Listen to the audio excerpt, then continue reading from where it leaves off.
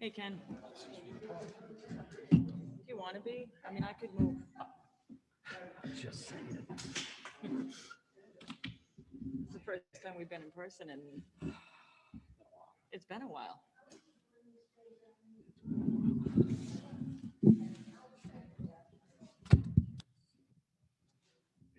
Bryce, Do you Tracy, need a, oh, I are gotta, we good to go? Okay.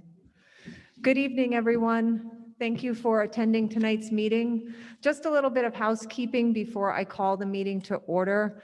For those that are Zooming in, if there are multiple people in your household, you should be on 2 devices. And that way you can. Attending tonight's meeting, just a little bit of housekeeping before I call. That way you can both, or however many people in your household, so that you can all vote. I'm going to just give everybody a few minutes to get on another device potentially. We have quite a few people in the audience tonight, so this is good. So we'll begin in about 3 minutes. Sorry for the delay. I just want to give everybody time. Also, if you haven't done so already, please type your name and address in the chat feature so that we can log your presence here tonight. Rob's having a hard time signing in.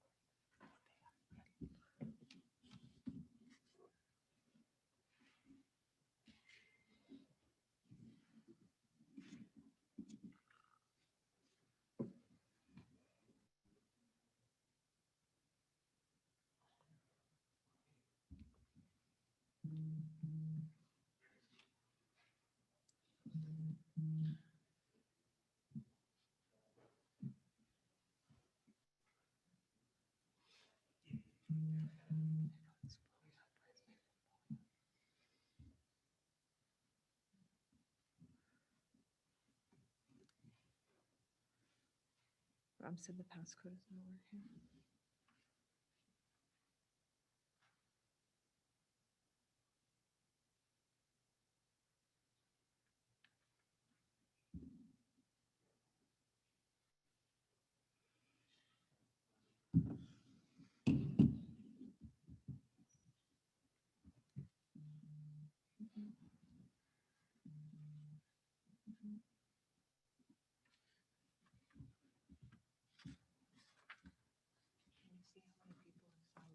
She said 50. I can't see it from here.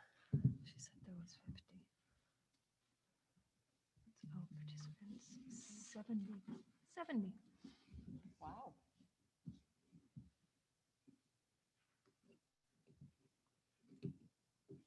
Sorry, I just want to make sure everybody has time.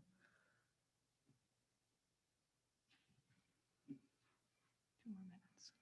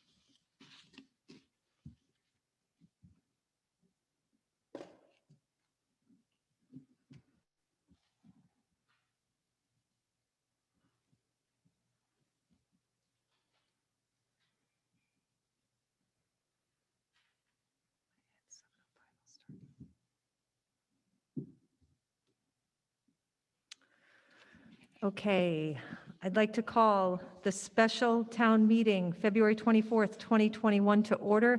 It is now 7:05. We will begin with the reading of the legal notice by our town clerk, Renee Waldron.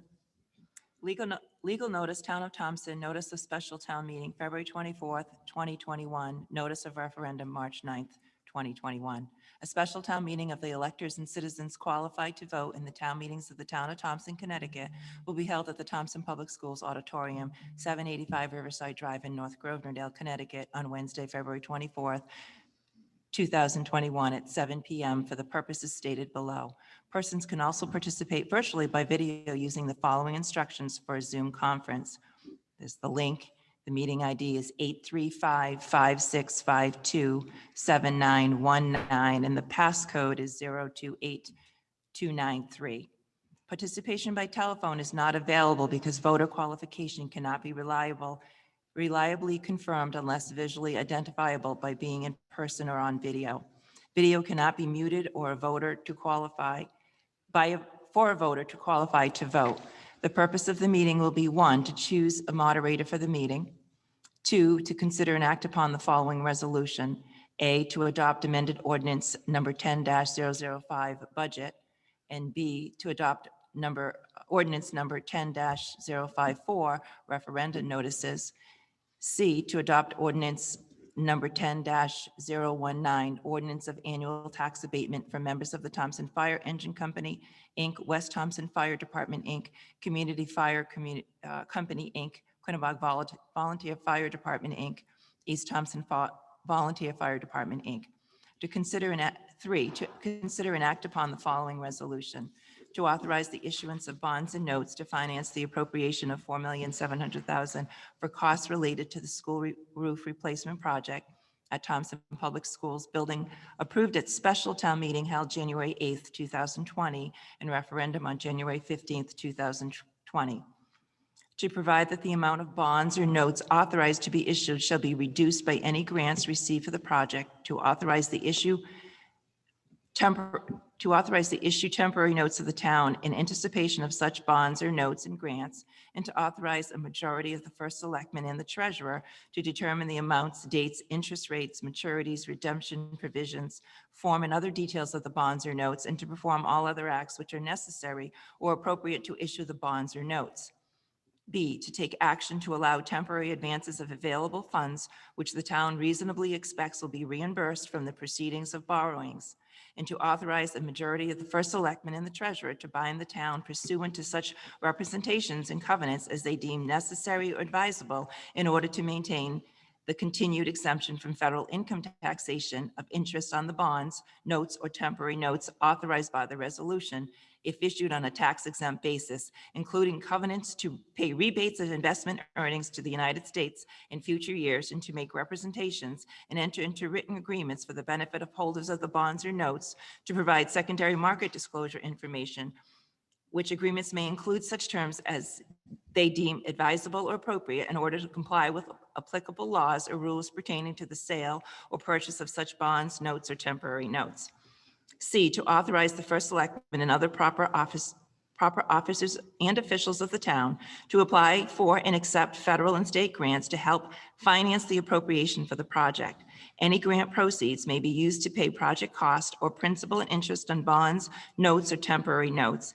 And D, to authorize the first selectman, the treasurer, the Board of Education, the town building committee for the project, and other officers and officials of the town to take all other actions which is necessary or desirable to construct and complete the project, to issue bonds, notes, or temporary notes, and to obtain grants to finance the appropriation for the project. 4, pursuant to Section 7-7 of the General Statutes of Connecticut, revision of 1958 as amended, in ordinance number 10-005, in the form most recently approved May 6, 2019, regarding the submission of non-budgetary appropriations to referendum.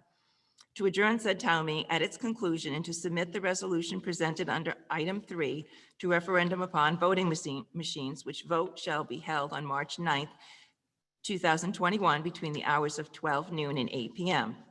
Electors will vote at the following polling places. District 1, Thompson Public Library, Louis P. Fosher Community Center, 934 Riverside Drive, North Grovenordale. District number 2, Town Office Building, 815 Riverside Drive, North Grovenordale. District number 3, Quinnebog Fire Department, 720 Quinnebog Road, Quinnebog. District number 4, East Thompson Fire Department, 530 East Thompson Road, Thompson. Persons qualified to vote in town meetings who were not electors will vote at Town Office Building, 815 Riverside Drive, North Grosvenordale. Absentee ballots will be available from the town clerk's office. Absentee ballots will be counted at the following central location: Norman Babbitt Veterans Conference Room, first floor, Town Office Building, 815 Riverside Drive, North Grosvenordale. Action on said items at the town meeting will be limited to reasonable discussion only. The aforesaid resolution will be placed on the voting machines under the following heading. Shall the town of Thompson authorize the issue of bonds and notes to finance the appropriation of $4,700,000 for costs related to the school roof replacement project at the Thompson Public Schools building previously approved at referendum January 15th, 2020. Voters approving the resolution will vote yes, and those opposing said resolution will vote no. Dated at Thompson, Connecticut, this 26th day of January 2021, your Board of Selectmen. Thank you. Some additional housekeeping items for those that are Zooming in. At any time after a motion is made and it's on the floor for discussion, you may unmute yourself. You may raise your hand, use the raise your hand feature. You may use the chat feature and type in your comments. They will be read for you. If you are wanting to speak and you unmute yourself or you type in the chat box, please say your name and your street address so that we can record that. Additionally, when it comes time for the vote, those in the Zoom audience will receive a polling question to answer. So that polling question will come to you and you'll need to choose yes or no on that question. Zoom will automatically tally up the poll and give us the results. With that, I will. They also need to be on video, right? Those are just names. Yes, and if you have video, you will need to be on video when you are speaking and voting. Okay, with that, we'll move on to the first item on the agenda tonight is to choose a moderator for the meeting. Do I have any nominations for moderator for tonight's meeting? John Rice has nominated Frank McGarry to serve as moderator for tonight's meeting. Is there a second? We already Okay. had a second. Oh, who was the second? Eileen. Okay, sorry, Rob. And there is a second from Eileen Witkowski. So you will receive a question. We need, any other discussion or nominations? Rainey Moran moved that nominations be closed. Second. Is there a second to close nominations? Mike Krogel seconds that motion to close nominations. I didn't do that as an answer, as a question. Okay, so we will vote now to nominate Frank McGarry. You will receive a polling question. Please answer accordingly. And then those in the audience here, all those in favor of Frank McGarry as moderator tonight, please say aye. Aye. Any opposed? Any abstain? The motion passes in this auditorium. Now we're waiting, and the motion passes from the Zooming audience as well. Oh no, it's still tallying.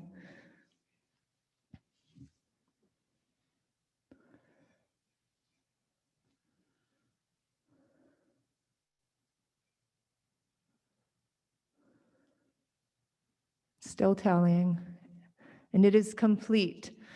Frank McGarry, you are nominated to be moderator for tonight's meeting.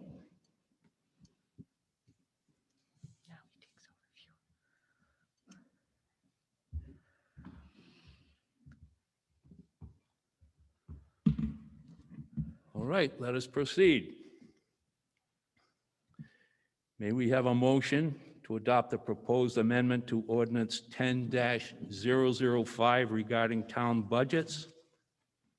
A motion to approve.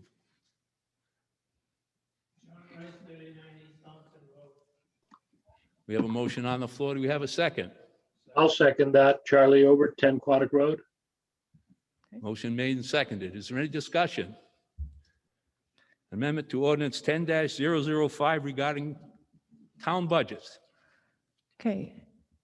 It is opened up now for discussion, but we're going to start, everybody on Zoom, we're just going to start with the people on the floor here, and then we'll move to the Zoom audience just to keep some semblance of order. Gentleman here, yes. Yes, Mr. Ford.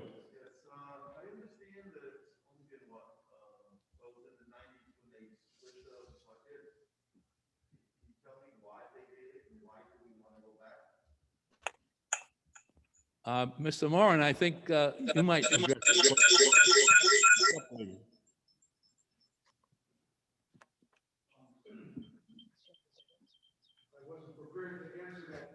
Neither was I, so. split for a long time. I believe it was at the wishes, probably in the 70s, early 80s, by at that point in time, who thought that it would make more sense to vote on two separate elections. And I think that that passed it, so that was, that's the best of my knowledge. I was not involved in that. Board of Finance at the time, that's my best record. Thank you. Mr. Ford, does that answer your question?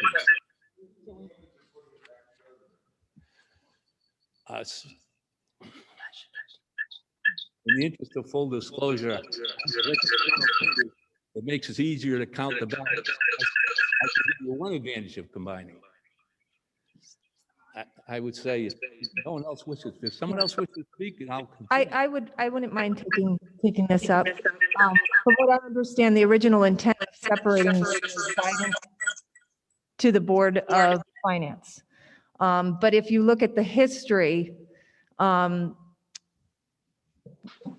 will show since that time that when the school budget might have been voted down and the town budget passed, that generally both budgets received some type of cuts.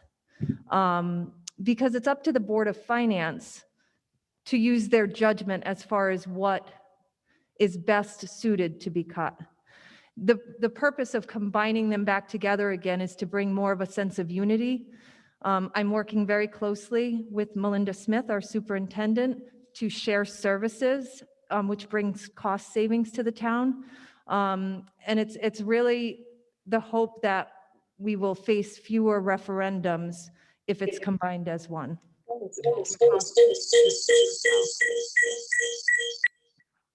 Mr. Ford? All set? No. Yes, sir. Right here.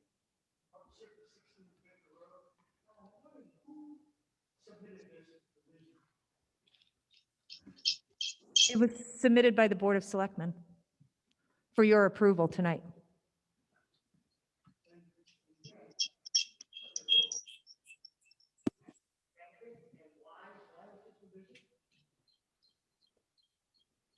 I'm sorry, what? Well, I had explained that.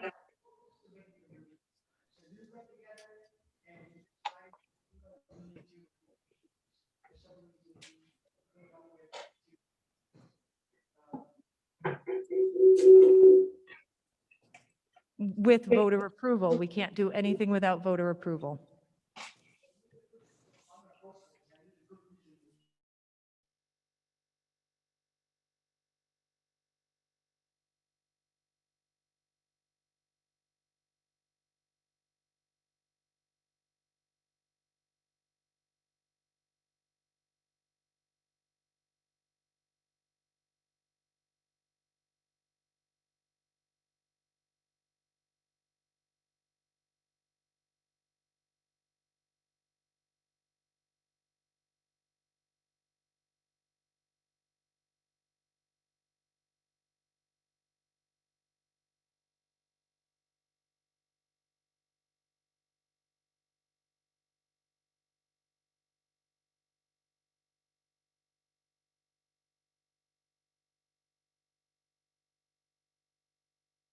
The school gets less funding or the town gets less funding, but the reality is every time we go to referendum, it costs the town money. There's no benefit there. Not for what we could be saving in referendums. we could be, we're making cuts. It's just not helping. So we've talked about this, and it's been talked about by many people have come forward and said, we'd like to see it combined again. So that's kind of where we are with starting this process of combining it. And as Amy started to say, the town and the school have been working closely together to try to make the best out of your tax funding, the taxpayers' money, to try to minimize what we spend on different projects or administration, and try to work together to make the best of your taxpayer money, to make it go so that you're not getting taxes that are being increased, so you're not paying more money. And by combining the budgets, when you go and you vote it down, and maybe you're not 100% sure what's in it, the budgets will be intertwined in different areas. And when you vote no on the school, you're still voting no on the town. And the town will get cut whether by cutting the school, if that makes sense. There's different parts of the budget that will be connected. Say, for instance, the other day we talked about the rec department and the busing that they do for the summer busing is, I asked if they could work with the school to combine efforts. Why go out separately? If we can do it in a more cost-effective way, that's the goal. Does that help?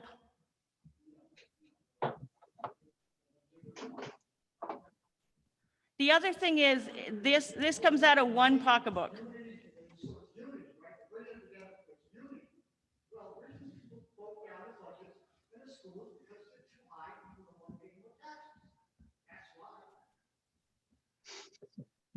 You still have the right to vote no. Yeah. going on there?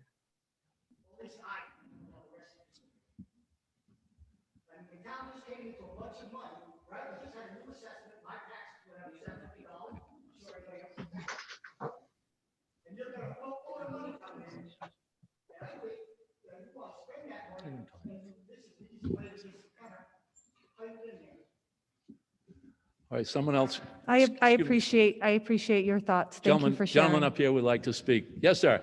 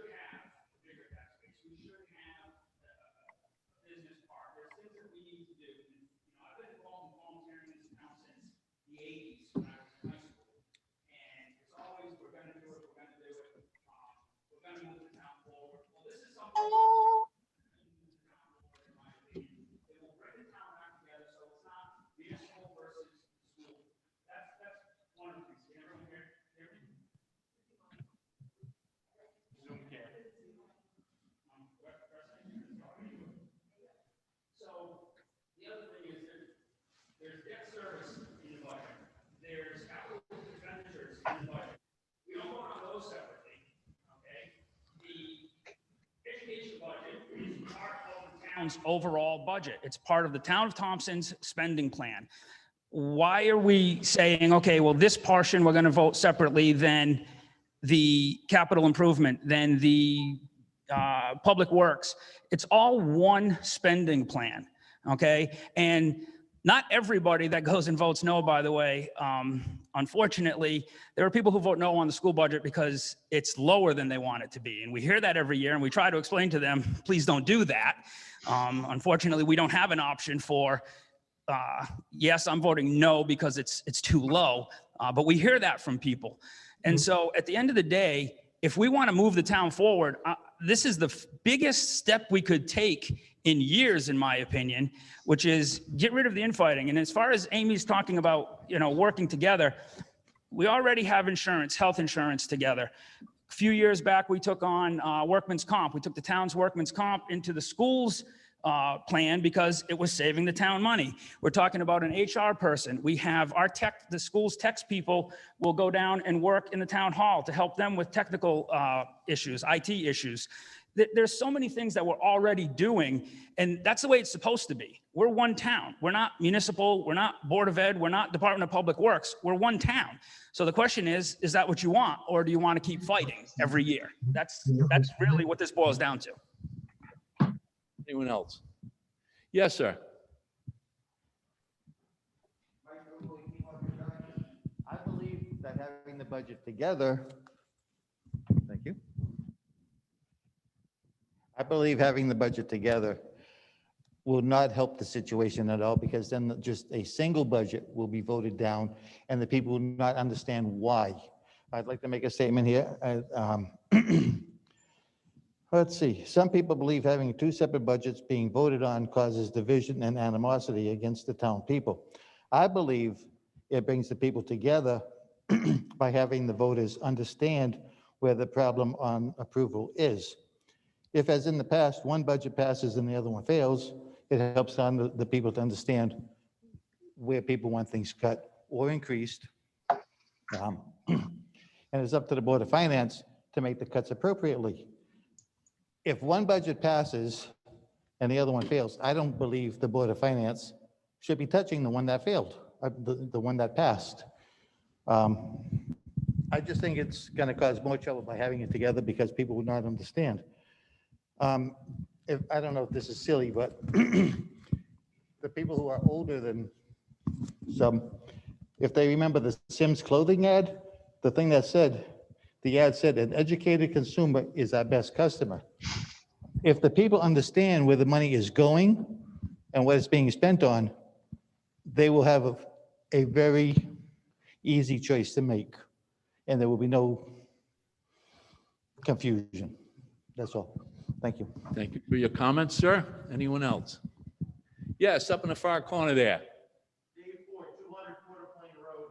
I spoke to a couple people that are after the town that didn't really understand exactly what was going on. I saw the ad in the Shopper's Guide, and I actually went back and read it a second time for myself, because we had a divide here going from the town meeting, there's stuff being voted on, and we have the referendum. A lot of people didn't read that fully, so they came to the assumption that we were bringing this fully to referendum for everybody to vote upon. So I would actually like to make a motion right now to move this section to referendum, because there's a lot of people right now that are not able to attend this meeting, and a lot of the older generation wouldn't have a clue what Zoom even is at this point. So I'd like to make a motion to actually move these three questions over to a referendum, so we have a fair chance for everybody in our town to vote yes or no.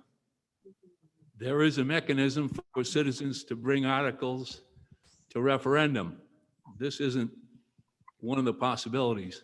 You'd have to get up a petition to accomplish that. I understand your confusion and your intention is well-meaning. However, we can't accommodate it at this meeting. Yes, sir. Robert Mann, 15 Meadow Drive. This, many years, this has been discussed to bring the two budgets together when the referendum comes. I've had the same concerns as some other people, where I like them separated for the reason not to make a divide in the town, but so the Board of Finance had an idea of which direction that the residents wanted them to go with the budget, whether they wanted the school reduced, the town reduced. I do understand that sometimes when one doesn't pass, that the other one is also reduced, just because they try to minimize the effects on the whole thing. But I think the majority of the time, the majority of the reductions are made on the side that fails, opposed to the side that doesn't pass. My fear with this going together is that that it might actually hurt the town side also, because if people are just going to go and vote no, then the reductions are going to have to be made in both places, and then the Board of Finance is going to have to make a determination of, you know, how much to reduce and where. That's my main concern. Thank you. Thank you, Mr. Mann. Anyone else? Frank, I'm right over there in the corner. Yes, ma'am.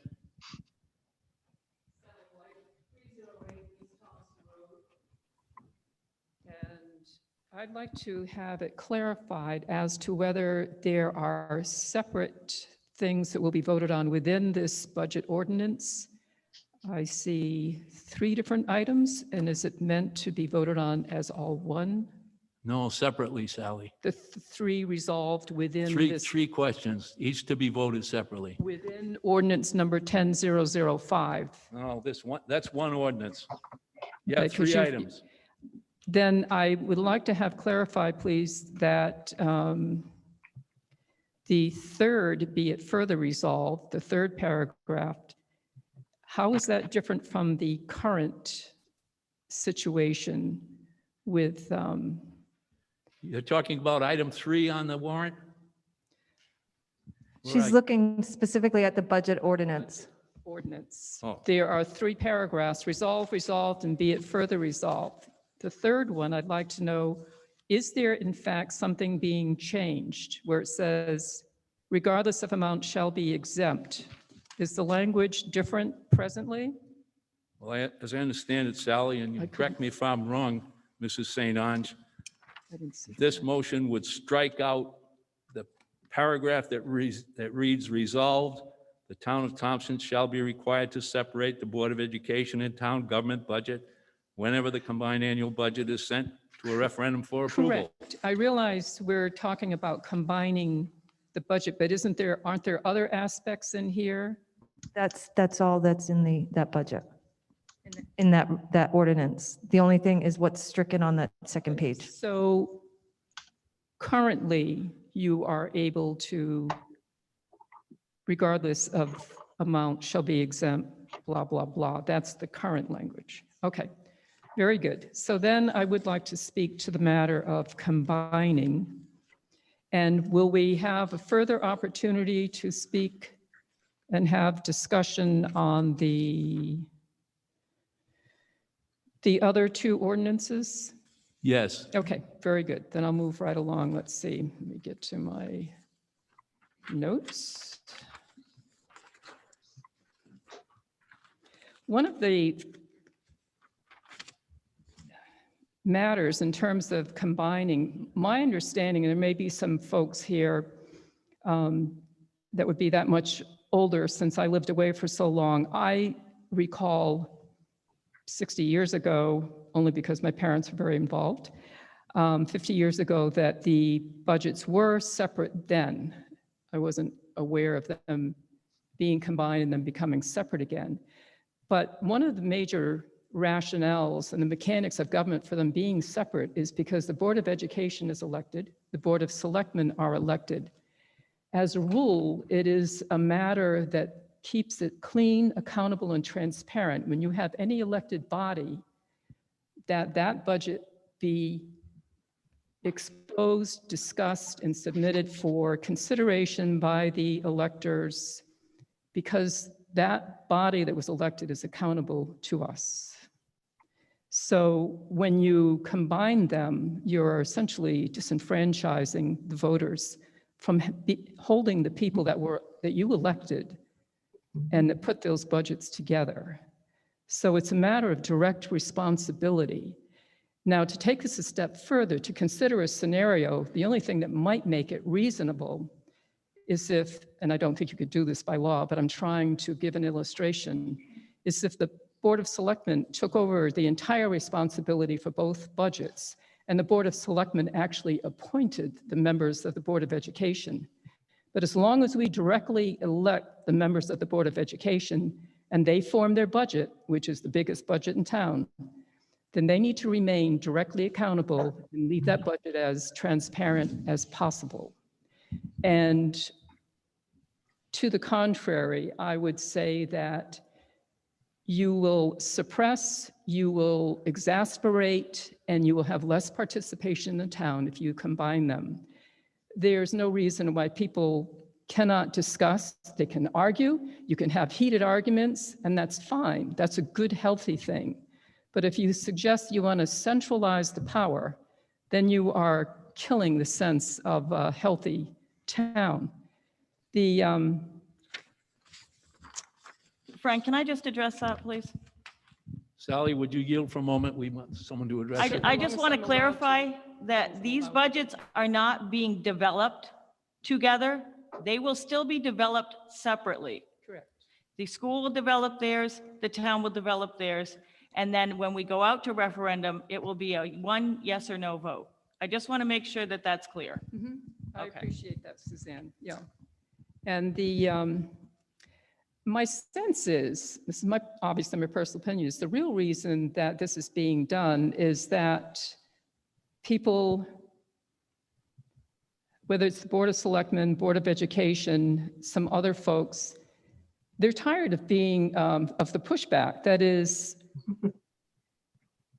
when we vote no, and we've done that several times, and we go back, some people get exasperated. They don't like, essentially, the peasants, the electors, saying no.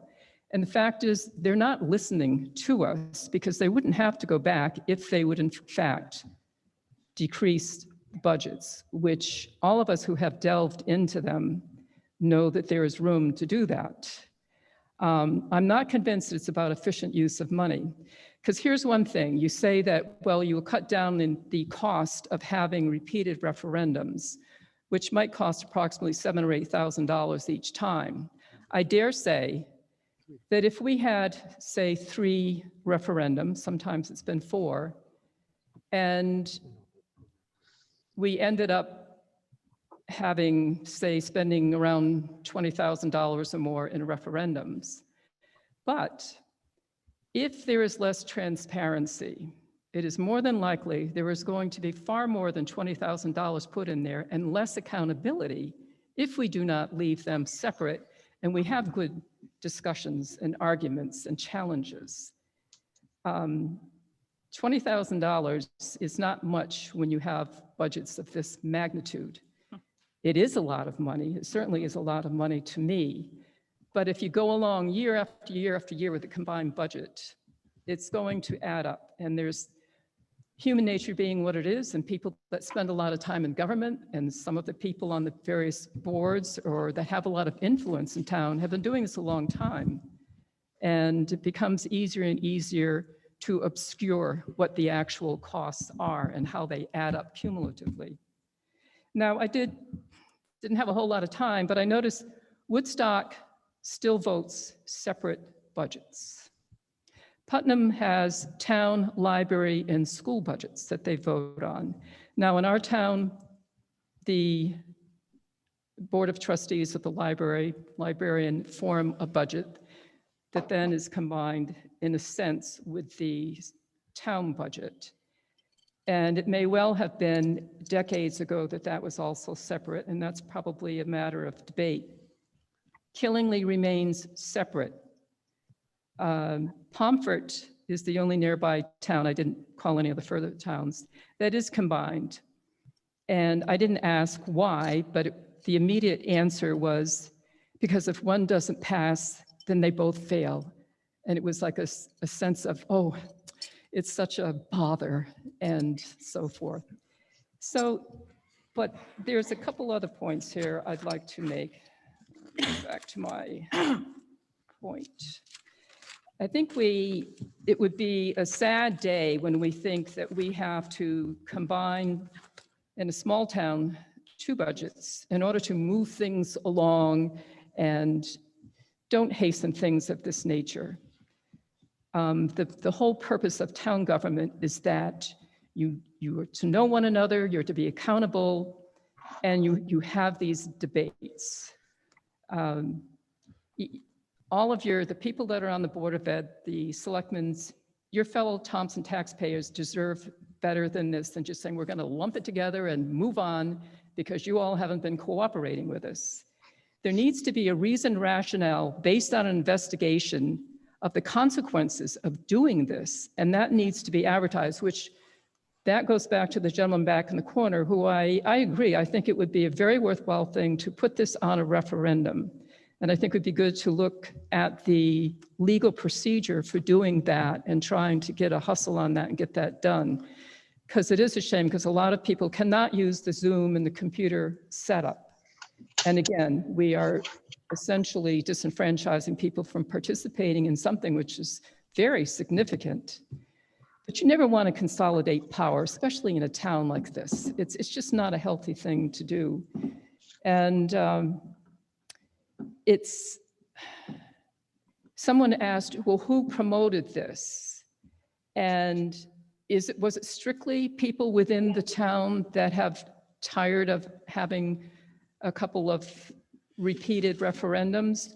And/or does it go beyond that? Is this a move that comes out of the Council of Municipal Governments, or does it come down from the NEA or the state where is this coming from? Is it really native to Thompson, or is it more top down than that? And I think that would be good to disclose that. But again, it comes back to elected bodies need to be accountable for their budgets. And I think that is an element of the mechanics of government that we should not dismiss. They need to be openly accountable, and their budgets need to be presented. If we're going to elect them, we don't elect people that sit on the Conservation Committee or this and that, but we do elect the Sally, Board of Ed. please direct your remarks to this item particularly, if you would, please. Okay, Can I say point of order? so We have a point of order? I'm just saying point of order.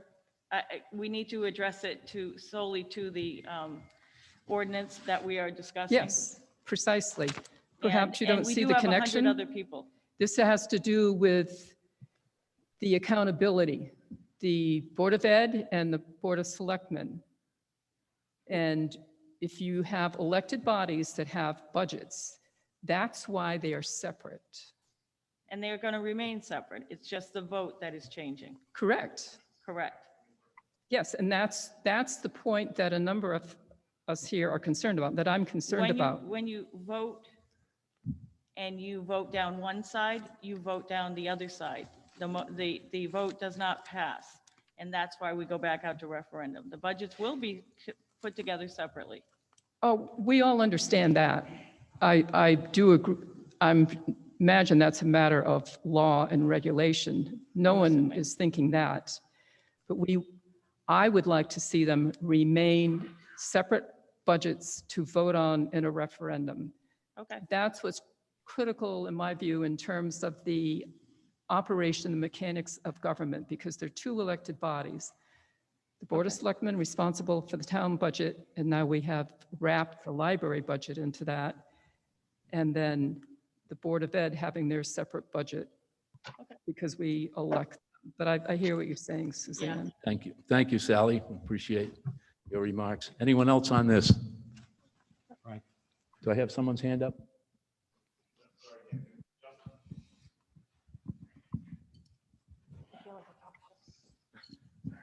Justin Young, 12 Fairway Drive, here in North Rosendale. Couple of items that I'd like to speak to. I've lived in town 3 years now, so not as long as some of you. I do come from a city where we have absolutely minimal control over our budget besides voting for a mayor or a councilman or something like that. So I find the process here in Thompson very open and transparent. I think a lot of the issues that happen here are that it is nobody participates in or I don't want to say nobody, let me take that back. There are very few people who participate in the budget process until it goes to referendum. If you want to know how much the school is spending, go look at the 90-something page budget that they submit as part of their annual budget workshops that they do. If you want to look at what the Board of Selectmen is submitting, you want to know how much Rich Benoit gets paid, go look at Amy's budget. You want to know how much Melinda or a second grade teacher at the school gets paid, go look at the school budget. It is all right there.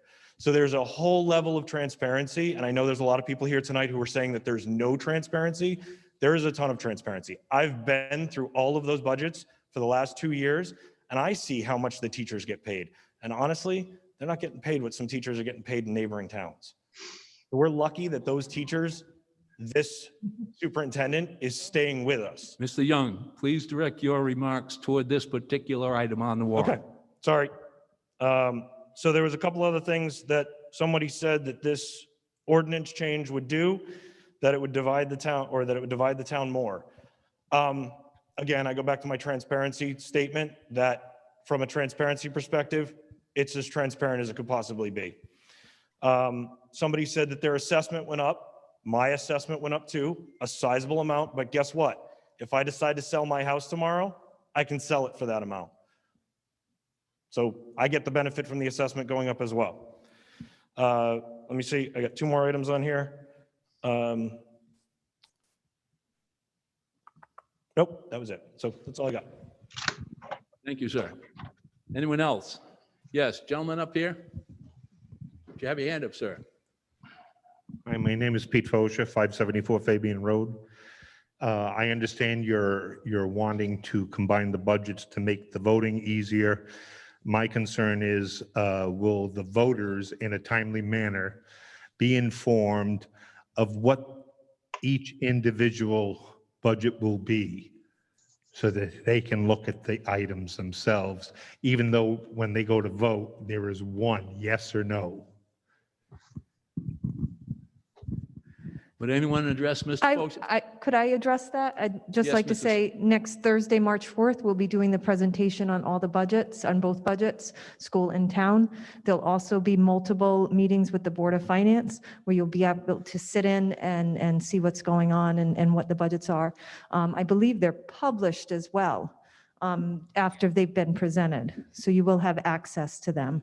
If you need a copy, just call my office because I'll print one off for you. That's the Selectman's office. The budgets themselves won't be on the ballot.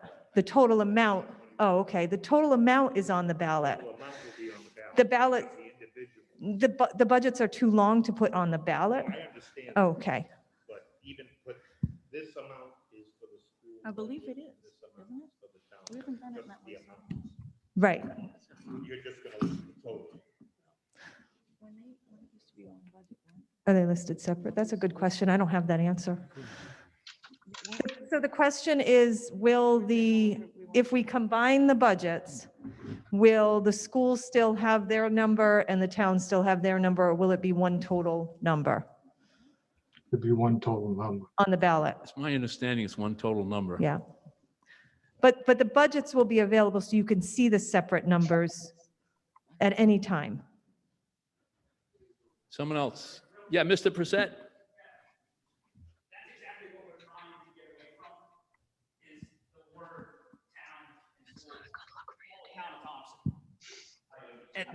But that's really our emphasis here. You know, as far as where this comes from, it comes from the people that I talk to in this town. I don't even know half of the references that were being made as to where it possibly could be coming from. You know, this is a small town, and the people that are elected to volunteer and even the paid electorates, we do this because we love this town. You know, we don't do it for any other reason. Trust me, there's a lot of things I could be doing with the thousands of hours I spend volunteering, but I do it because I love the town, and so does everybody else that volunteers in this town. And the idea that it's getting ripped apart every year because people want to say things like, there's not transparency. There is more transparency in our budgets than anything for years. We had a member of our Board of Finance, Larry Groh. He's been involved in town for years. And when he looked at our budget over the last 3 or 4 years, he couldn't believe the amount of information we were giving him as a school. We do countless budget workshops that nobody shows up to, and then they say, oh, wait a minute, where did the budget come from? I mean, we are, again, as transparent as it can possibly be. And this isn't going to change that, by the way. As they said, when we do a budget presentation next week, there's going to be the Board of Education budget is going to get presented to the Board of Finance, and then the municipal budget is going to get submitted, and then the Board of Finance is going to work on both budgets, open in all kinds of openness meetings, whether it's Zoom, whether they do, I hope they do some in-person stuff.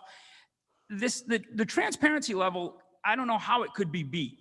Okay, and when I hear that it's not transparent or somebody's trying to hide something, I do take it personally because I see what we do. I see where all these numbers are out there for people to see if they want to see them.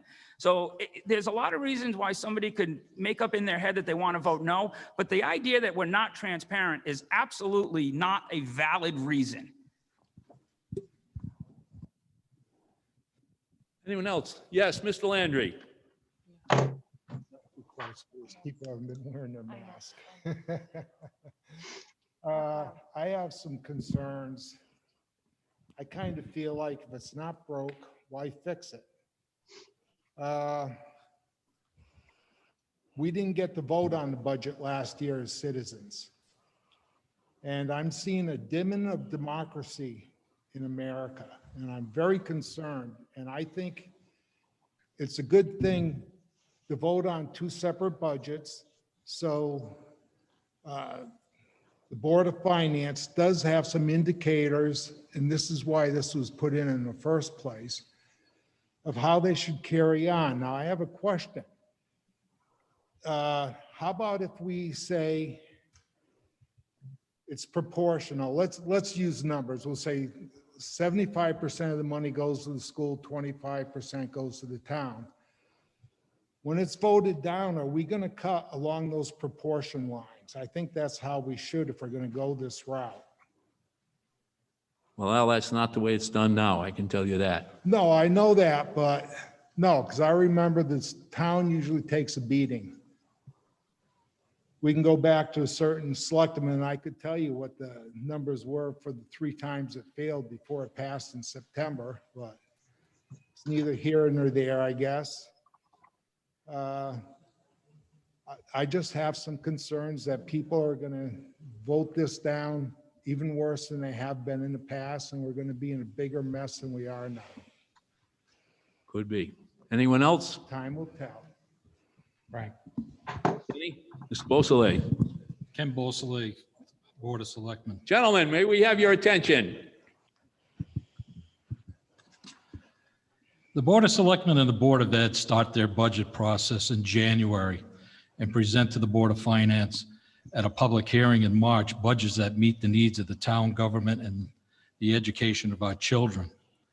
The Board of Finance then reviews and adjusts the budget over several weeks until it's presented at the annual town meeting in May. I believe that it was separated out in 1997, which was the Thompson Taxpayers Association, if I remember correctly, that they separated it out. This change allowed the taxpayers to express their feelings on the budget. Over the years, the separated budget has passed. Other times, one or both budgets have failed. The results from the budget would indicate where the Board of Finance needs to make adjustments before sending it back out to referendum. Our residents look at the budget and determine what they feel is appropriate and vote accordingly.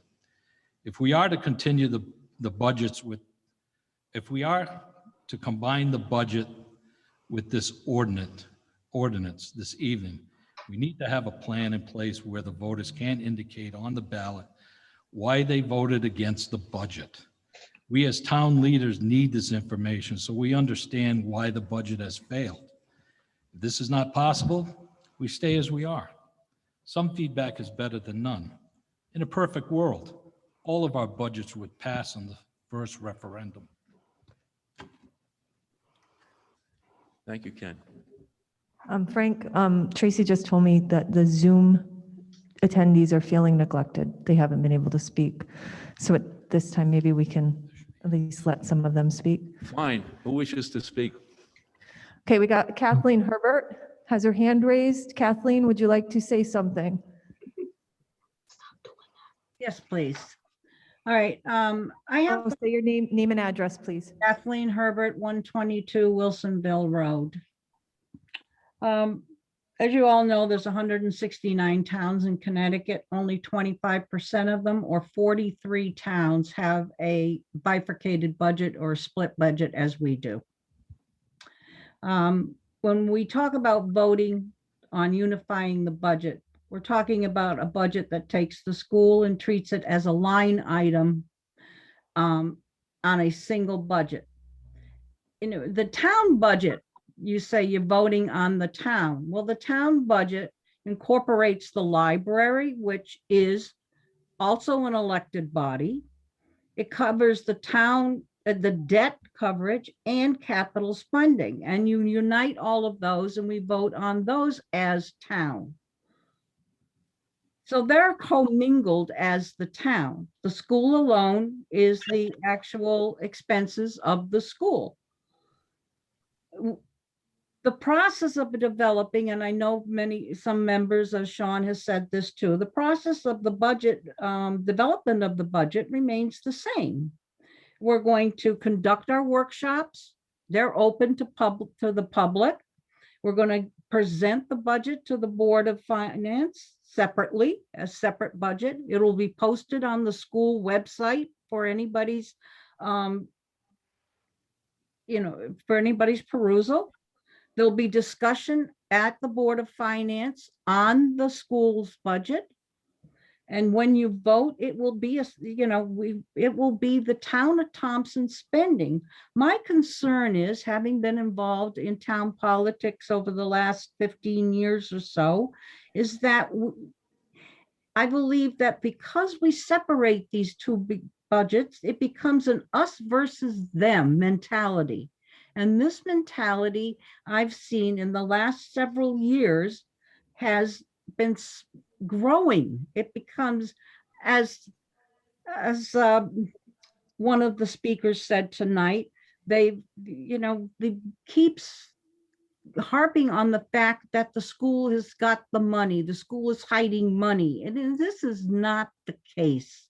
And it always becomes, well, whichever budget fails, they'll know where to take the money from.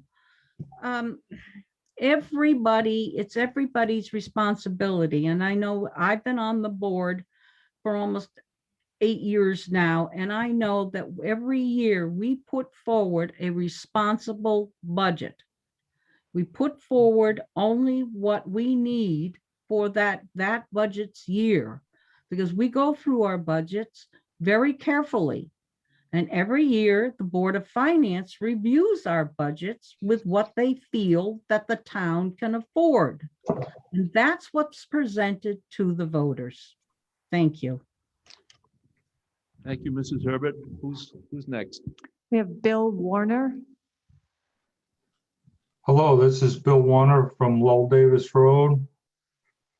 First, I apologize if I repeat anything that's already been said, but a lot of what was said on the floor, we couldn't hear in the Zoom call. But basically, we only have one town budget, and until both budgets pass, we don't have a budget. But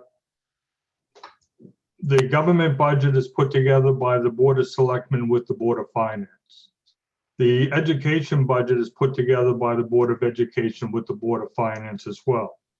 The budgets were separated back in '97 to inform the citizens of Thompson what the different budgets were for the town as well as the school, and to allow them to vote for each one of them independently, knowing that until both of them passed, neither one would actually be passed.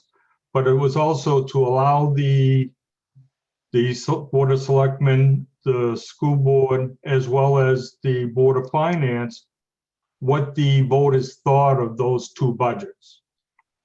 Before that, we only had one budget and you voted no, and it could be you didn't like something in the school budget or you didn't like something in the government budget, but you couldn't let the people that could make the changes know what was happening. Now, back in '97, this ordinance was overwhelmingly voted for by the citizens of Thompson by referendum. And it should go back to referendum for any changes. Now, Frank said you couldn't do it unless you went out and got signatures. But I happen to know that if you check with the town attorney, a referendum can be called by the town meeting or just by the Board of Selectmen. So I would like to second the motion made earlier by the person that said he wanted to send these motions to referendum so that the whole town could vote for them. All right. Gentleman presents a motion to send this article to referendum. Would you repeat your name, please, sir? Mr. Ford, and is seconded by Mr. Warner of Lowell Davis Road. Correct. The motion to amend to send this article to referendum.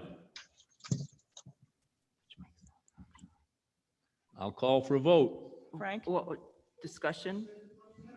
The motion to amend, is it discussable? I'll open it to discussion. Frank? Open, I'm gonna call the town attorney. okay. Sean?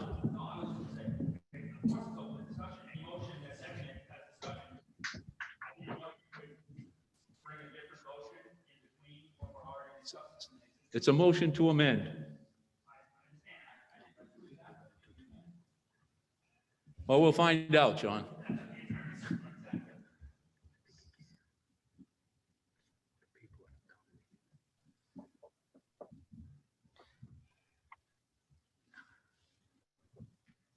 I really don't know. But I know in the past, there have been times where the Board of Selectmen have put things directly to referendum by themselves, by their own vote. And there's also been times when it's been done by town meeting. So this is not something that's unique, and the town attorney should verify.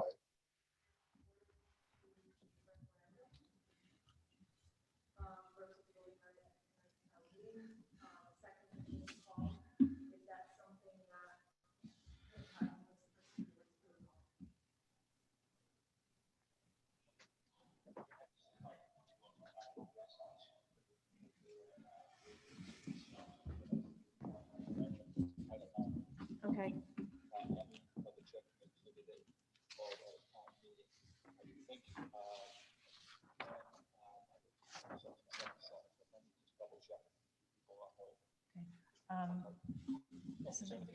Nope, that's it. Okay, thanks. The town attorney is going to look into this matter, and he's going to call us right back. I'll try to put him on speaker and have everybody be able to hear him when he does call us back. He didn't want to just give an answer without researching it quickly. Thank you. Anyone else wish to speak on this amendment while we're waiting for town attorney? Point of order, Sally, what is it?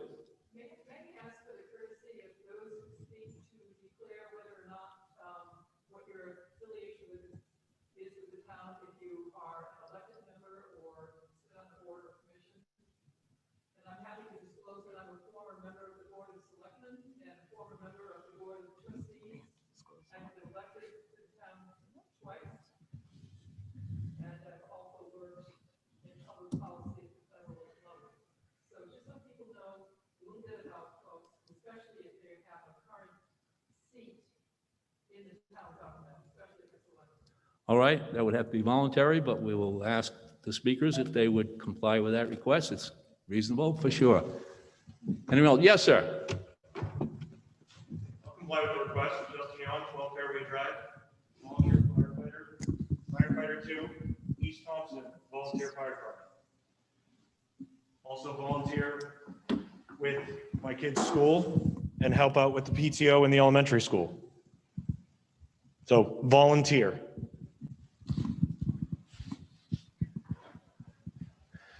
Anyone else? Anyone on Zoom wish to speak while we're waiting for an opinion from the town attorney?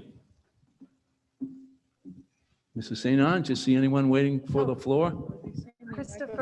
Christopher Nelson has his hand up. Mr. Nelson, you have the floor. Yeah, thank you. I just have a question. My address is 210A Wilsonville Road. You were talking about the cost of if the vote does not go through when the budgets are split. If the budgets are combined and the vote doesn't go through, is there any cost savings? I beg your pardon? In other words, when the budgets are separated, town and school, and if, say, one of them does not go through, you have to go back out for a revote, and you say that there's a large expense.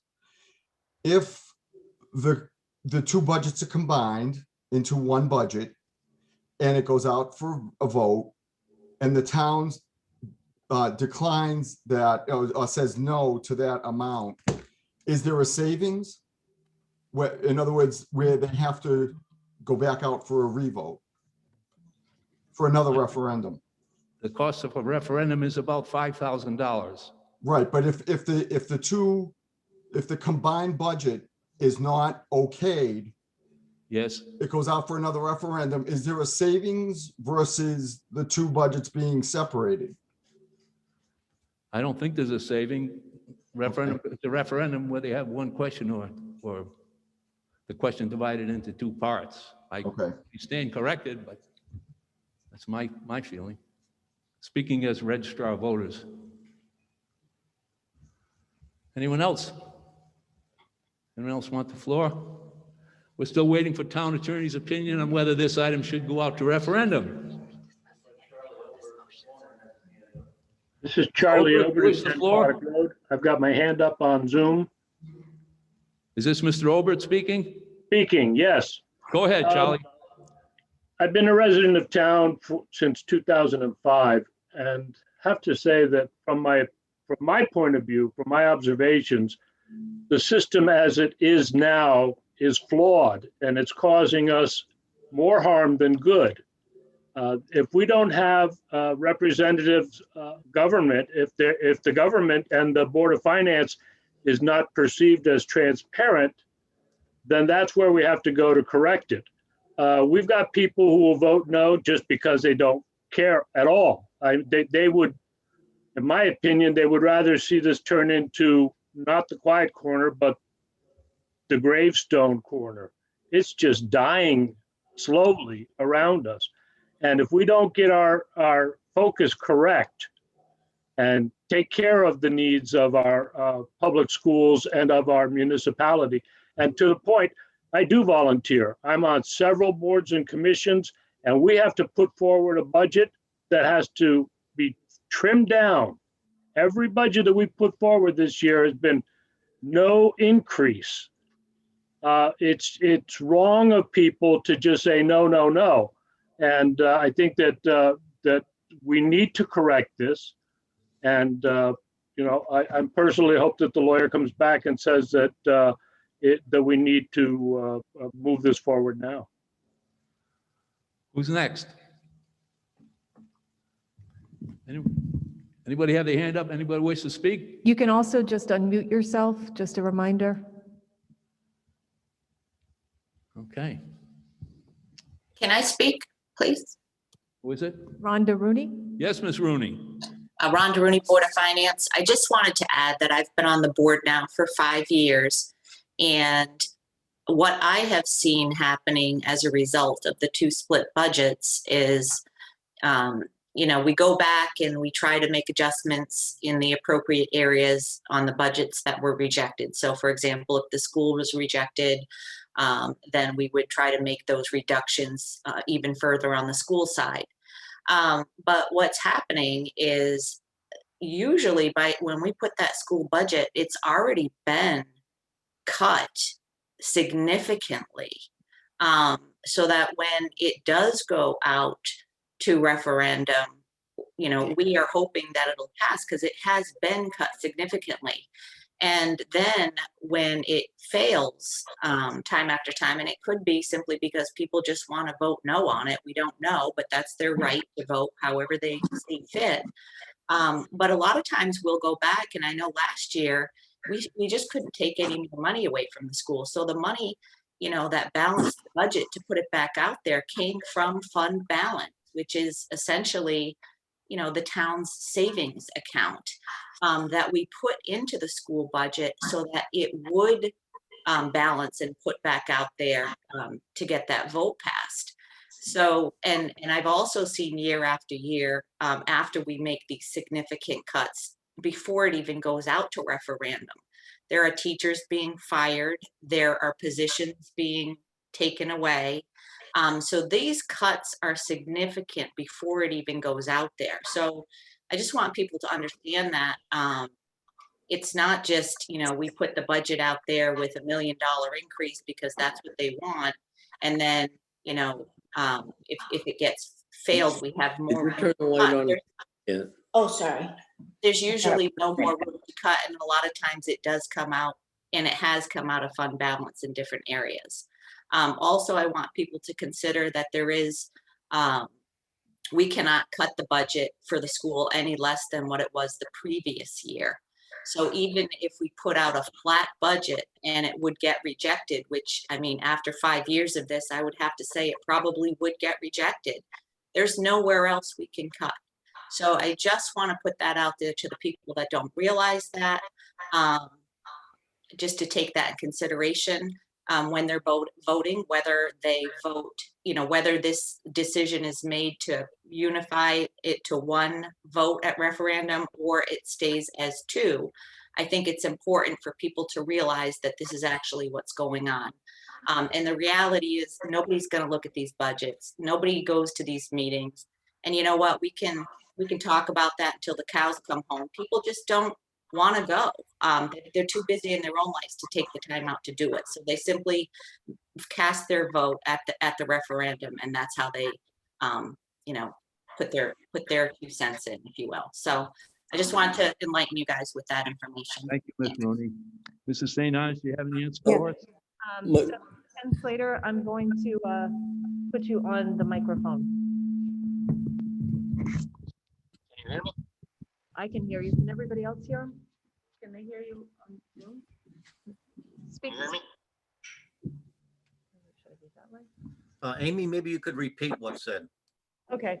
The thought is that I can repeat what you say, so let's try this. Okay. Or do you want me the other minute? I could try to jump on Zoom. I happen to be sitting in front of my Okay, could you? Okay, he's gonna jump on Zoom. Let me give you the passcode. It's the While meeting that's ID- taking place, let me introduce Attorney Kenneth Slater with the firm in Hartford, Halloran and Stage, and they are our town council. So just, are you on the Zoom app? Or you can either go to our town webpage, Is it possible to speak? and then there'll be, yeah, and then there'll be a click, you'll be able to click on the link for the town meeting. It's right on the homepage. Is it possible to ask a question? Who wants the floor? Oh. Yes, at this time, Frank, we're waiting for the attorney to come on to Zoom, so. I think someone wants to speak. Yeah, is it Ms. Yeah. Andrew iPad? No. Michael Edmonds, 21 Fairway Drive. Go ahead, Mr. Evans, you have the floor. Oh, yeah, thank you very much. I have a question. If we go to a single vote, are the individual budgets protected, or can they each borrow from the other? It's my understanding, Mr. Evans, that the Board of Finance has the authority to adjust the budgets, either side, until both pass. So once it's passed at the referendum, Yes, then the town can't borrow from the school, nor can the school borrow from the town. correct. Thank you. You're welcome. Anyone else?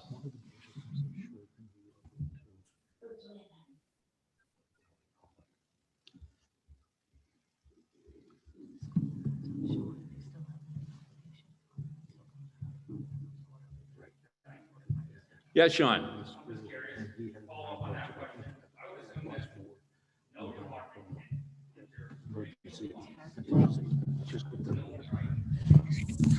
Funds can be moved from department to department. Up. Yes. Up to certain limits, the Board of Finance has that authority. Correct.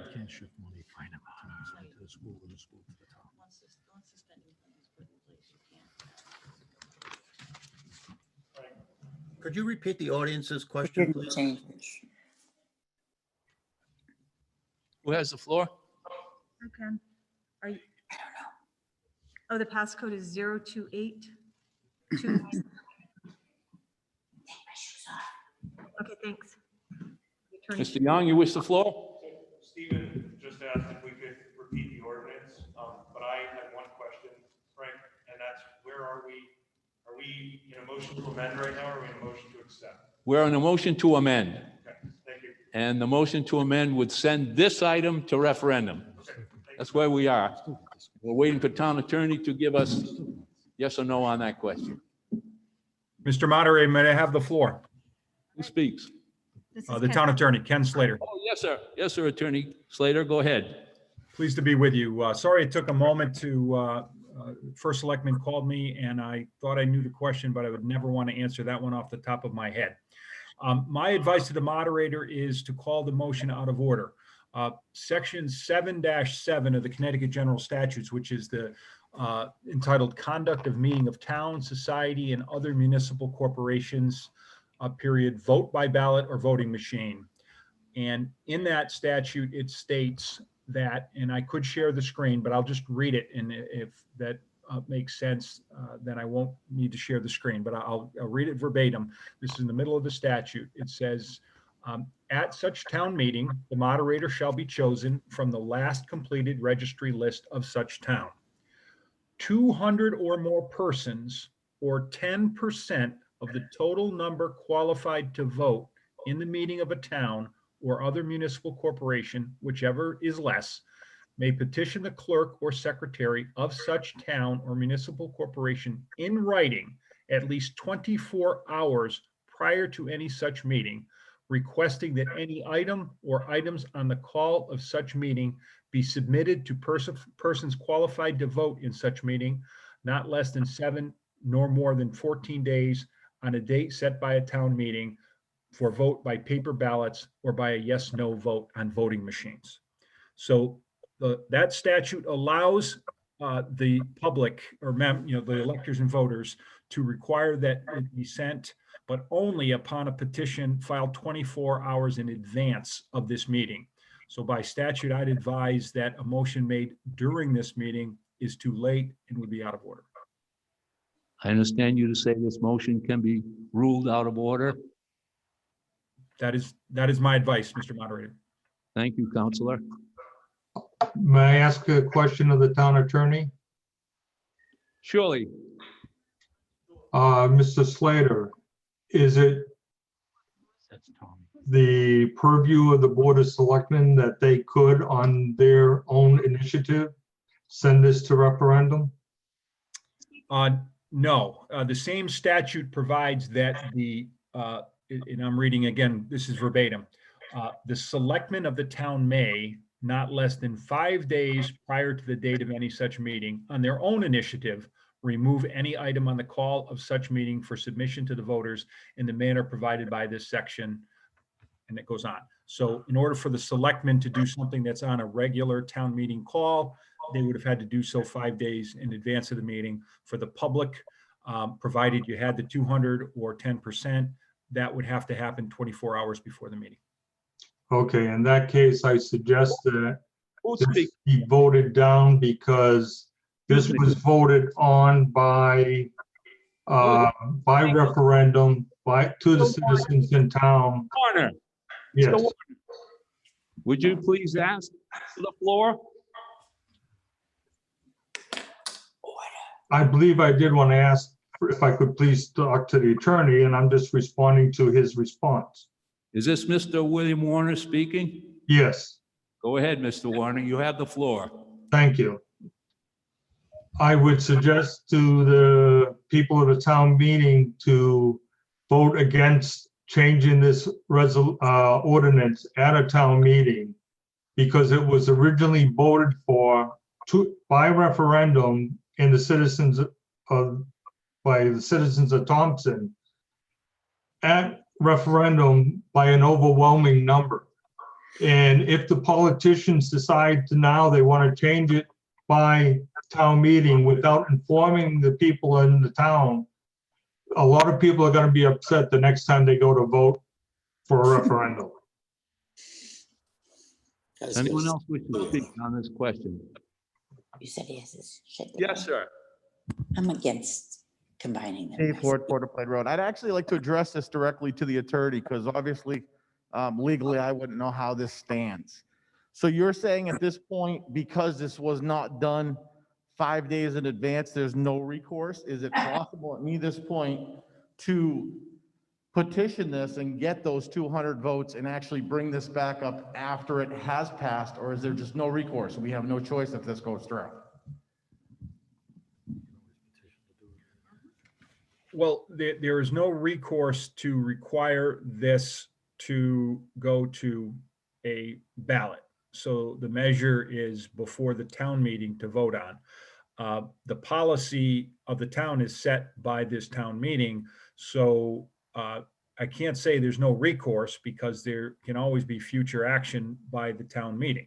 But there isn't any other recourse with respect to the measure that is before the body right now.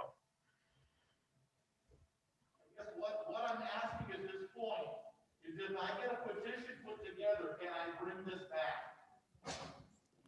If I was to get a petition put together at this point, can I bring this back to motion, or is it just gone at this point? There are rights to petition to have town meetings called. This particular measure, it is too late. So so there are opportunities to present other questions, to petition for town meetings, so that exists. But so there is an opportunity, like as with any ordinance, they can be changed, and there's procedures for that. But this particular motion, as it is presented tonight at the town meeting, there is no choice but to pass or not pass it during this town meeting. It cannot be deferred, and in my opinion, based on the language I was reading from the statute, no matter how many people you sign it, it's too late. It has to be voted on at the meeting tonight. Thank you, Counselor. May I speak, please? Who is it speaking? Bill Warner. Go ahead, Mr. Warner. So basically, what we can do is if this gets defeated or gets changed at the meeting tonight, we can then go and get petitions tomorrow and call this for another referendum next month. Correct? I understand. Go ahead, Mr. Slater. Yes, in terms of the timing and where your meetings are and how long it would take, I can't speak to whether or not you'd get it on next month, but there is procedures to seek the call of a town meeting and put questions to a town meeting. Anyone else? Okay, thank you. Yes, Charlie Obert, 10 Aquatic Road. Yes, I have a Mr. question Go for ahead. Attorney Slater. Am I correct that we are within our legal parameters to vote on this tonight? That nobody can say, hey, you disobeyed the state law. If we vote on this, it has been published. It's been out for people. We got a lot of people here tonight, both on Zoom and in the auditorium. So is it legal for us to vote on this? Yes, it is. Thank you. You're welcome. Anyone else? Anyone else? Are we ready to vote?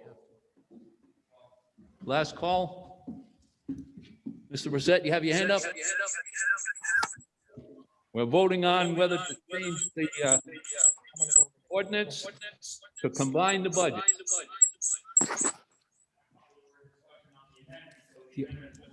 The amendment has been ruled out of order on advice of legal counsel. Are we ready to vote on this item? Ms. White?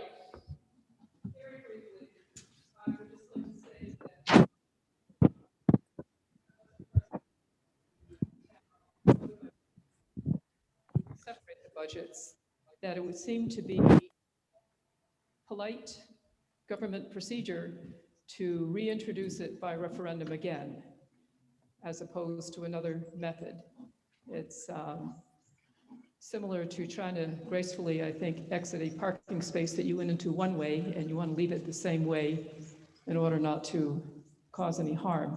And I think it would be very respectful and considerate of the entire population in town that can vote to go to referendum again, which would require it to vote it down tonight. Thank you, Ms. White. Anyone else? You ready to vote? I'm going to ask for a show of hands. Rob, man, would you do the counting for us, please? We need a show of hands here, and the people on Zoom will vote electronically. All those in favor here, please raise your hands, or those on Zoom, please indicate that you're in favor.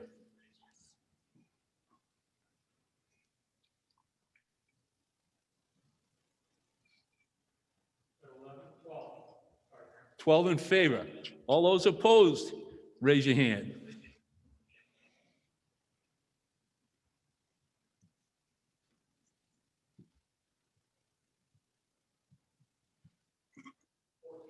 Fourteen opposed here.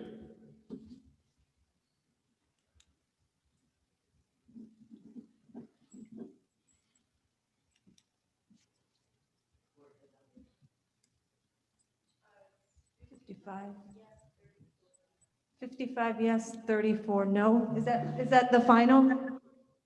Did you incorporate the numbers from here? Yeah, I can. No, I did not. So it was 55 yes on Zoom, 12 yes in the auditorium, which brings it to 67. And then 34 votes no and 14 votes here in the audience, which would be 48. So 67 yes, 48 no. I declare the motion passed. Next item, 2B. We need a motion to adopt ordinance 10-054 regarding referendum notices. Do we have a motion to that effect?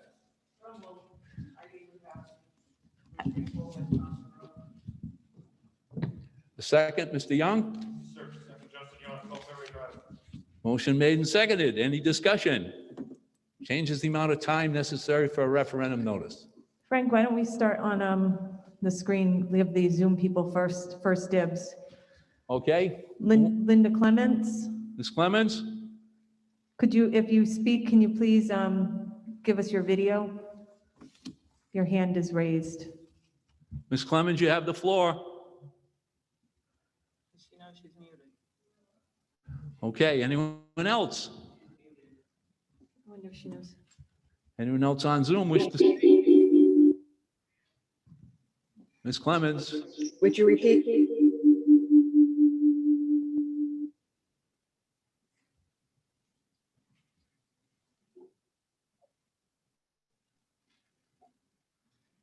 Anyone else wish to? Mr. Mayor?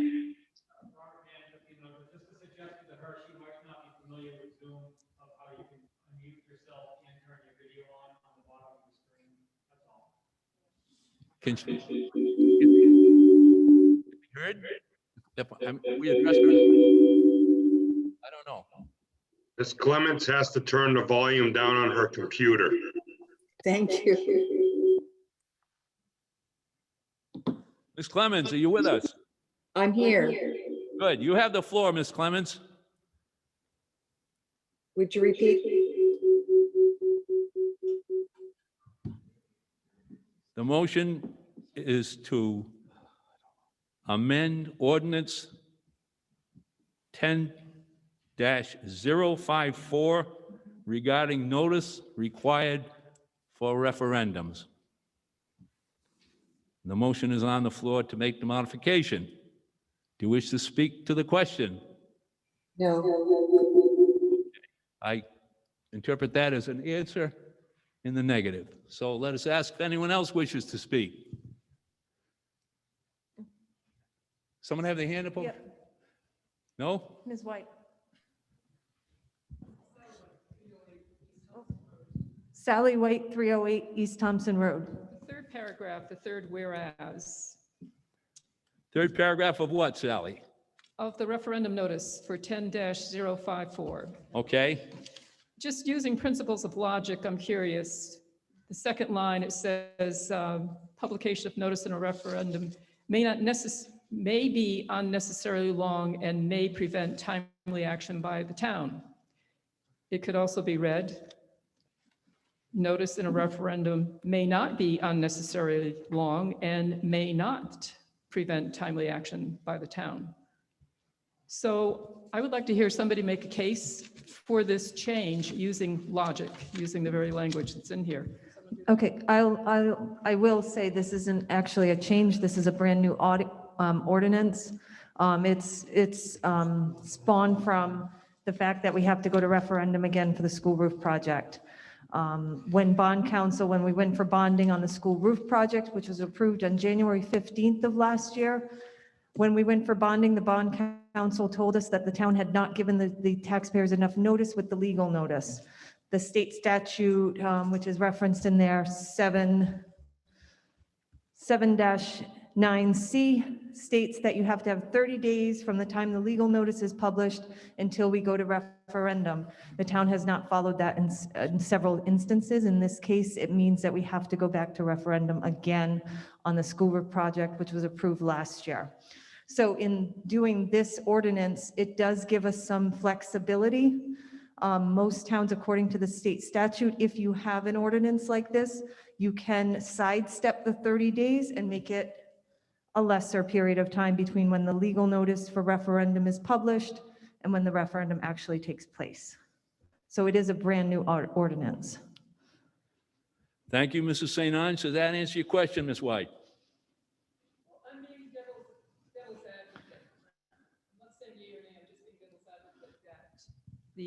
You could also put language in there that it may not be unnecessarily long and it may not prevent timely action. So, Well, for the sake of expedience, may we accept the wording as it is? I just like to see discussion. Thank you. Makes me Thank you. We uneasy when I don't see always appreciate stimulative discussion. I will share, this is Amy St. Ange again, that our town attorney actually drafted that for us. In fact, he went through all of the ordinances that are being presented here tonight and gave us guidance, but that one in particular, he did draft for us. Okay. Any other discussion on this motion? Uh, On Zoom, wish to discuss this motion? Oh, Zoom. Anyone? don't I see mean, I have something to say, but it has really nothing to do with this motion. I have And a I question. Would deal with this motion first. Okay. Rob, man, do you have your hand up? Rob Mann, 15 Meadow Drive. Yeah, I had some concerns with this at first, and then I realized that it was some town errors that were made in the past, like the school roof referendum having to come up again. I don't know why we can't just correct that and make sure that we give it the 30 days. The statute, obviously in the state says it suggests 30 days. I did look this up because Amy actually sent me the information when I asked because I was concerned that it might go against the state statute, and we're a town meeting form of government. And it's very important that we follow state statute, but it does give the option to the town body to make it a shorter amount of time. Personally, I'm not really sure why we'd want to make it a shorter amount of time, because once it's posted in the paper, it gives people 30 days to prepare and schedule childcare or work or whatever they have to do to be able to make it to the referendum. And if we lower it to 21, it's like taking a week and a half, 2 weeks away from these people to get prepared to go to the vote. On the other hand, if we give a shorter amount of time, some people might remember and not forget in 30 days. So it can go both ways, in my opinion. Thank you. Okay, you're welcome, I'm sure. Anyone else? Anyone else wish to speak? Town clerk wishes the floor. No, I'll just speak to Mr. Mann's comment. So the budget referenda are always the shortened time. So this is for other special projects or appropriations. So this really just brings that in line with what we do for our budgets. Just so you know that when we're talking about the referenda here about expenditures, it's outside that budget process, because that is the shortened, when we do we have the 3 weeks. Just want to Thank you kindly. throw that out. Anyone else? Are we ready to vote? Rob, will you do the counting? All those in favor here, please raise your hands. Those on Zoom indicate accordingly. The question's still getting put up on Zoom, right? 18 here. Have all the Zoom votes been cast? No, they're just starting now. Did we get the? 18 here in favor. All those opposed here, please raise your hand.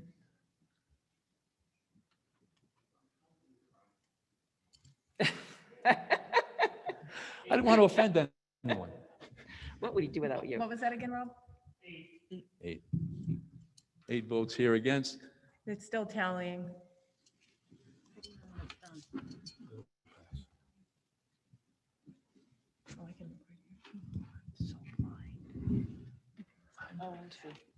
Tracy, is that 61 yes and 19 no? 27.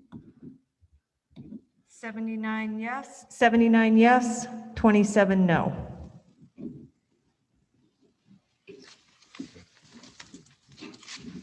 Did you get that, Frank? What's your count? 79 yes and 27 no. I declare the amendment, the item adopted. All right, we'll move on to an ordinance number 10-019 regarding firefighter tax abatement program. I'll give Mr. Young the honor of making the motion. Mr. Young? Make a motion. Great. Who wants a second? Rob Mann has a second. Justin Young motioned and Rob Mann has a seconded. second. Any discussion? This would increase the firefighter tax abatement by $500 across the board. Ms. White?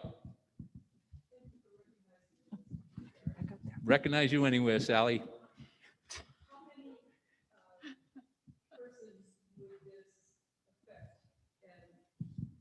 Realizing it's $500 increase, then how much money, and perhaps it would be an approximation as to how many people would be involved in the program. And then, given that it's a $500 increase, how will that be offset in the budget? The second part of your question, how would it be offset? I expect it would be offset with tax revenues. And the amount, is anyone here who's in a position to give us an indication of what the, I believe we had approximated that it would be around 16,000 to 20,000 potentially, if everybody qualified, if certain people qualified, total, as an increase. Okay, so we're, all right, doing the math quickly in my head, that wasn't much. It's roughly going to be, the total amount, what we estimate is going to be $50,000 to $60,000 in abatement. Not abatement, yeah, abatement. You're welcome. you're welcome. Anyone else? Tax abatement. Jessica Bolte. Rob Mann has the floor. Are you gonna talk? Rob Mann, 15 Meadow Drive. I just want to say that the volunteer firefighters in this town spend a lot of their own money, their own time, and away from their families, training on weekends. Just firefighter alone, the time that they have to take to go take those classes just to be a volunteer that gets paid. I won't get to say get paid nothing because, yeah, they get a tax abatement for $1,000, or if this passes, $1,500. That is so minimal for what they do. If the fire departments didn't provide this town this service, the money that it would cost us as taxpayers is phenomenal. You have no idea what it would cost. If the fire truck is $300,000, $400,000. A fire truck's not any good if you don't have anybody to drive it, bring it to the fire, and do the job the right way in a safe and proficient manner. I'm completely in support of this. I couldn't possibly be against it. Thank you. Gentleman here. Yes, sir. And then we have, after Mr. Sharp, there are some people on Zoom too. Okay. Which I'll call up, right? John Sharp, Floral Ave. I'm also the chief of the community fire company here in Thompson. Sally, if I could answer your question as far as how many. At the community fire company, I have 12 members that are qualifying for the tax abatement. Out of those, there are 2 that live out of town, so they will not be able to get that abatement. To go along with Mr. Mann's comments and concerns, he is right. The volunteers put in numerous hours. We answer the call 24/7. I also have a full-time job. Most of the people know that I have my own business in the town of Thompson, as well as putting in numerous hours after work as well. So hopefully that answers some of the other questions. Thank you.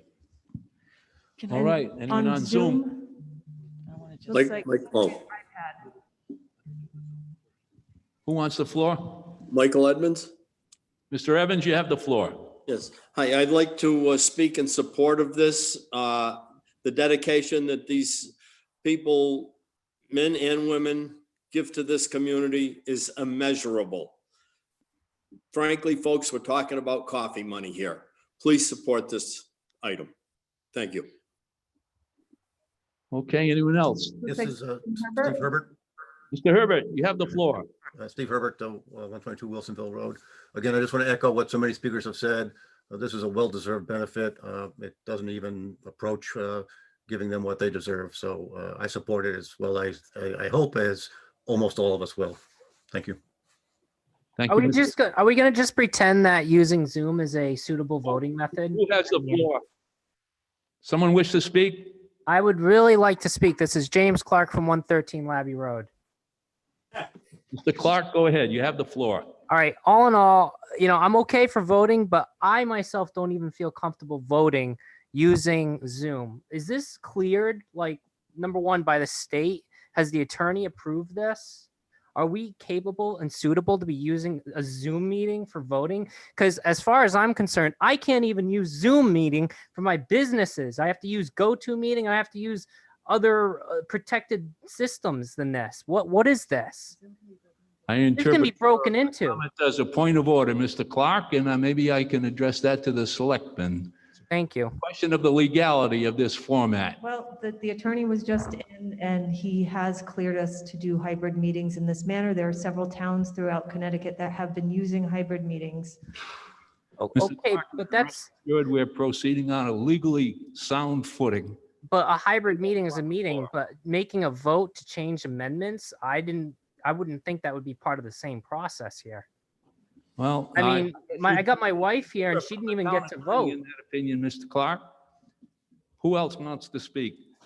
Mrs. Witkowski, you have your hand up? Yes, I just want to clarify that this ordinance also affects all emergency services. So the EMS as well as the, Steve Benoit is Firemen.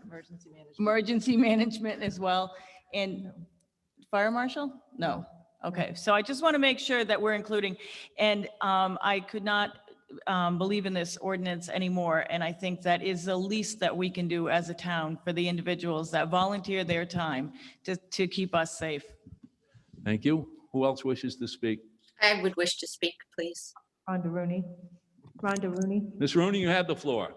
Yes, I accidentally put the thumbs up instead of the hand raise, so I apologize for that. But I just want to say with the topic that's at hand with the firefighters, I do support that as well. And I just want people to realize that not only are they volunteers and they're putting their time in, but they're also putting their lives on the line. If one of our houses were burning down, they would be right in there. And so I think it's well worth it. And like I said, like Rob Mann said, with regard to the Board of Finance, if we had to outsource the fire department, it would be a huge expense to the town. Thank you, Ms. Rooney. Does anyone else wish to speak? Frank, I was told that Jessica Bolte wanted to. Ms. Bolte? I just wanted to make it a point of reference so that residents were also aware in regards to this, that those firefighters, when they do get their tax abatement, they also get hit on that abatement amount with their property tax assessments, as with their personal income tax assessments as well. That's correct, Ms. Bolte. It's considered taxable income. And if I remember correctly, there was a House bill that's being introduced this legislative session if they wanted to notify their state representatives and Senate representatives to vote to approve that, to exempt that as well. That would be a welcome change, I'm sure, to the fire personnel. Anyone else wish to speak on this one? Yes, sir. Can I address that, Frank? I beg pardon? I'm sorry, can I address that? It's now an exemption. We are working on making it an exemption. It's currently an abatement. It's currently abatement. We're working on making it an exemption so they are not taxed on it. Thank you. So that's in process. Yes, sir.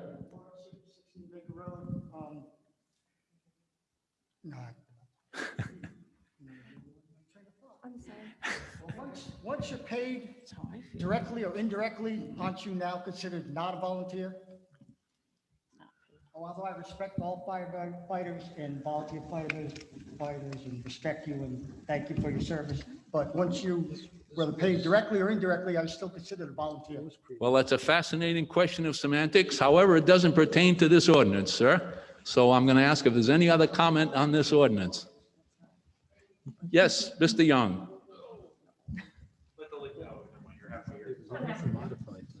I don't feel like making Amy run that much tonight. So just so everyone knows, and I'm sure fellow firefighters here tonight will agree with me, we don't do it for the money. All right, $1,000 a year. I think last year I walked home after taxes, it was like 800, give or take. That doesn't even cover the gas. That doesn't cover the insurance on the truck that gets me from my house to the fire department. That doesn't anywhere near get close to even covering some of those expenses. I don't do it for the money. I'm sure most of us don't do it for the money. We do it for the town. Personally, one of my reasons that I do it is because I don't want to have to see us dump 2, 4, 6, 8, 10 million into having to pay for a paid call fire department, or even a paid, even paid call is going to be expensive. We just looked at a tanker to replace the tanker that we've got right now. It's almost $500,000 for a truck. And that's one truck. This town has several trucks because we have a wide response area.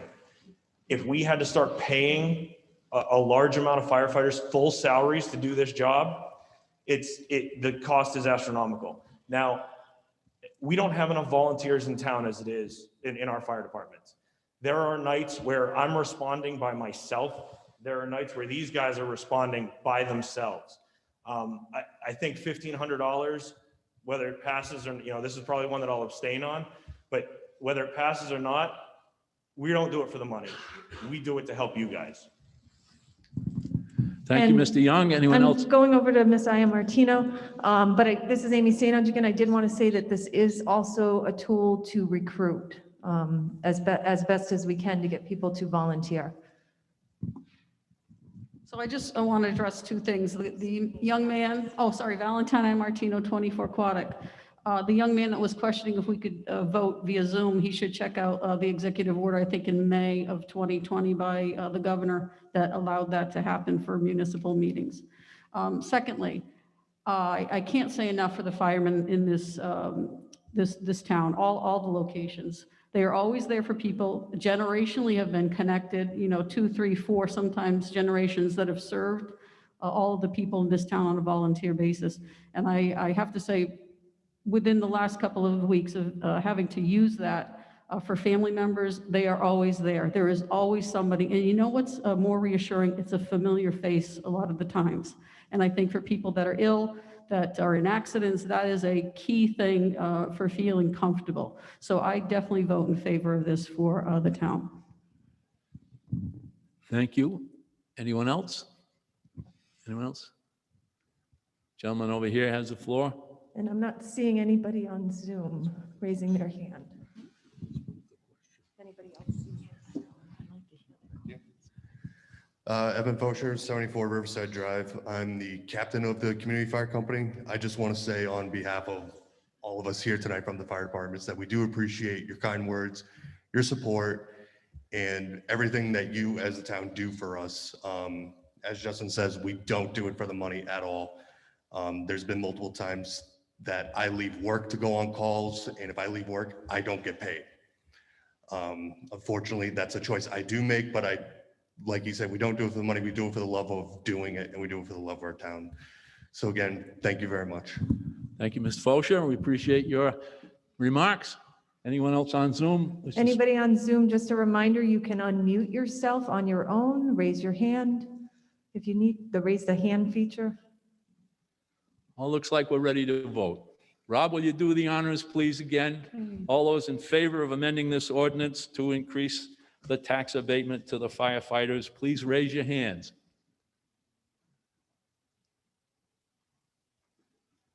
Well, that's easy. That's like total attendance. 24? 28? All those opposed? Raise your hands. None? You have a count, Mrs. St. Ange, on Zoom? It's still tallying. Once it turns orange. Oh, A cliffhanger. Currently, the yeses on Zoom are 83. There are 0 no's. I declare the motion passed. Next item, number 3 in the warrant, to approve the proposed resolution regarding the issuance of bonds and notes to finance a school roof replacement. Anyone wish to? Rob, you have the motion?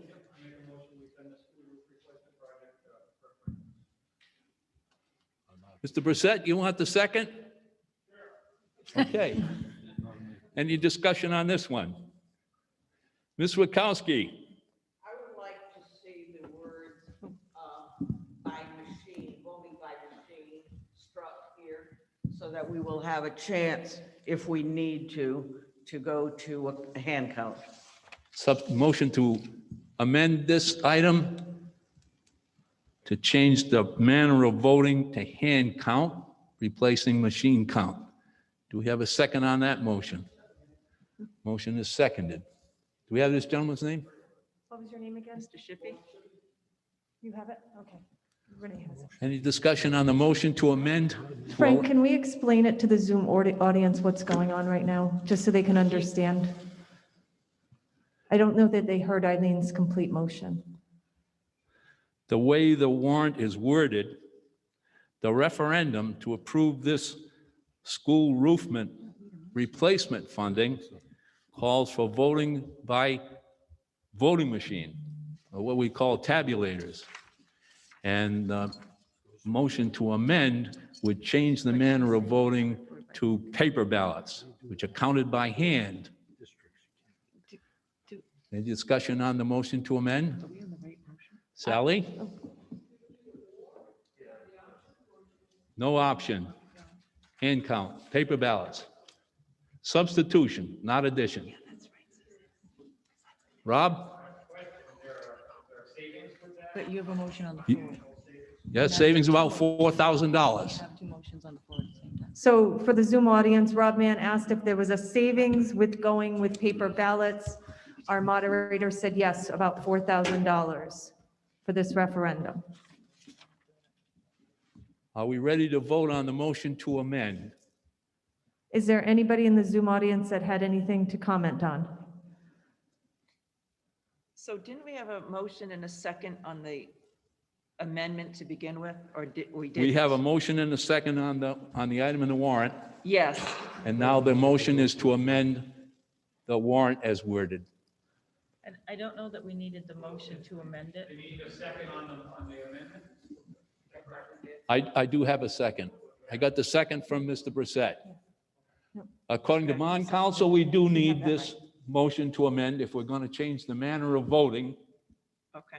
to be other than what's included in the warrant. That comes to us from bond counsel. We ready to vote on the amendment? Rob, would you do the honors, please? All those in favor of changing the manner of voting to paper ballots, please raise your hand.